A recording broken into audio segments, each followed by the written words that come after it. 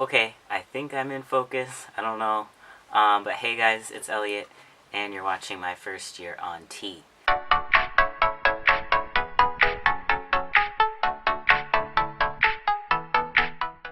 So today, I'm going to be talking about how my dysphoria has changed and evolved over my transition. So right now, I'm just about 11 months on T. So I feel like I've seen a lot of, my major changes that are going to happen. I'm sure I'll continue to see changes, but they'll just be slower and more subtle.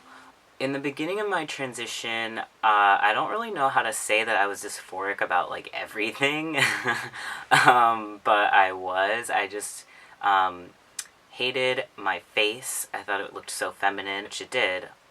So I hated that. I hated my body, the curve of my hips.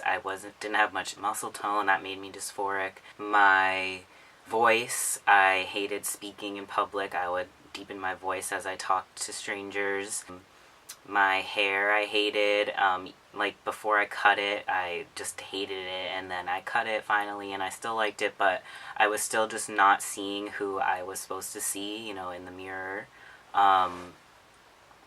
And I was dysphoric about my foot size. Like, I bought shoes bigger than my foot because I thought, like, it looked like my feet were too small, like I should have bigger feet or whatever. Like, it was literally everything. My chest, I was super dysphoric about. I was binding every day, would wear baggy clothes. If I couldn't bind for some reason, I would, like, cry and, like, it would just be bad. Like, everything sucked.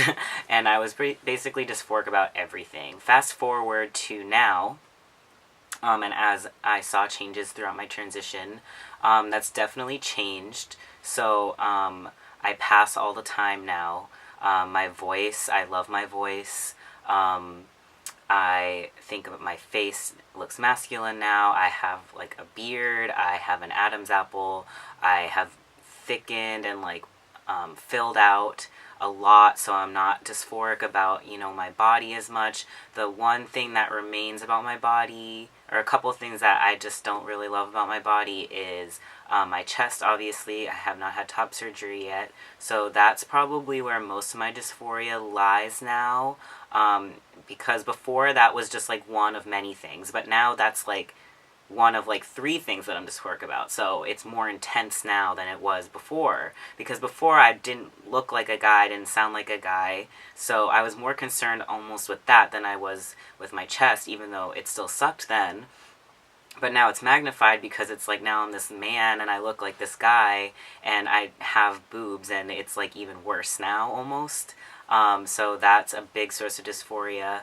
My hips and my body shape, so it was very like this, like not super curvy or anything, but definitely like had hips, and that's like where my fat was, and it's just started to kind of square out, and like be more of like a straight, which I'm obviously happy about, but that's still something that kind of bothers me. I was also very dysphoric about my height at the beginning of my transition, and now I'm kind of not as dysphoric about it. Like, I am a little bit, and if it's brought up, I'm dysphoric about it, but I kind of just accepted it. Like, as I've gone through my transition, I've noticed more and more men around me who are shorter, so it's like I kind of just had to accept it, especially because that's not going to change anytime soon or ever. So it's like I just kind of had to accept that that's something that I'm just a short guy, and that's okay. But sometimes dysphoria will kind of pop up surprisingly on me, because it used to be a constant everyday thing. Every single day I would wake up dysphoric, unhappy, depressed. That was at the beginning of my transition.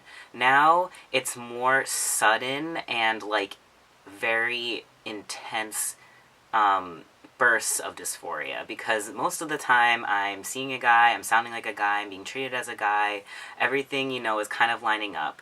But once in a while something will happen or someone will say something and it will kind of trigger me, and I'll go back to how I was at the beginning of my transition, but not for the weeks, days, months that it was the beginning of my transition, it's more like for a day or for a few hours, I just feel very dysphoric and very shitty.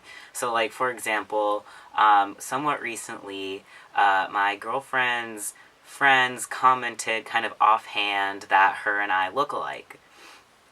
And I was personally very upset by that, not only because that's kind of like, I don't know, not very nice thing to say, but also because it kind of, this is not how they meant it, obviously, but my trans brain immediately thinks I look like a girl. Like, you're saying that I look like my girlfriend who is a girl.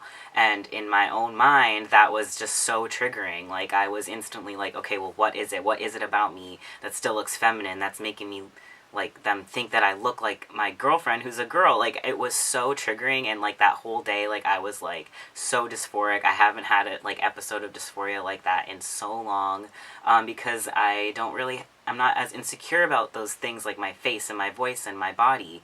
It's just, like, my chest and my body shape that I'm really dysphoric about now. So to have those things kind of like triggered, it's very intense for that one day, but then the next day I'm like, oh, okay, well, like, I look like a guy, I sound like a guy. Like, obviously, like, the dysphoria I feel now is really only there when I'm triggered by something, or by my chest, in general. So that's kind of like, I don't know if, I mean, that answered the question, but it was kind of rambly, but the bottom line is, I was very dysphoric every single second of my life at the beginning of my transition, and now it's more triggered bursts of dysphoria, and I'm sure once I get top surgery, it will be even lower than that, because my chest is, like, the one thing that I'm dysphoric about still.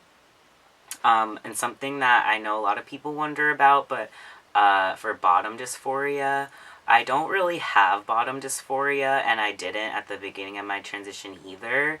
But like my dysphoria now, I get bottom dysphoria only when I'm triggered by something. So, for example, I mentioned in my sex video that I don't really like to use strap-ons or anything like that during sex, because it reminds me that I don't have a dick.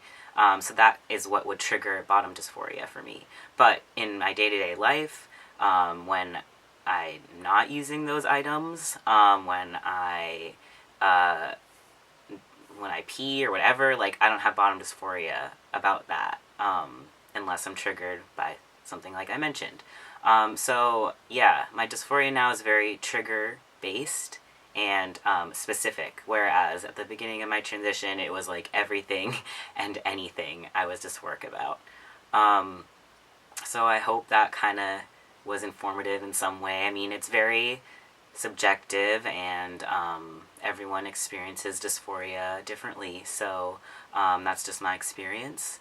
And yeah, so with that, I am going to see you guys in 2 weeks. Peace.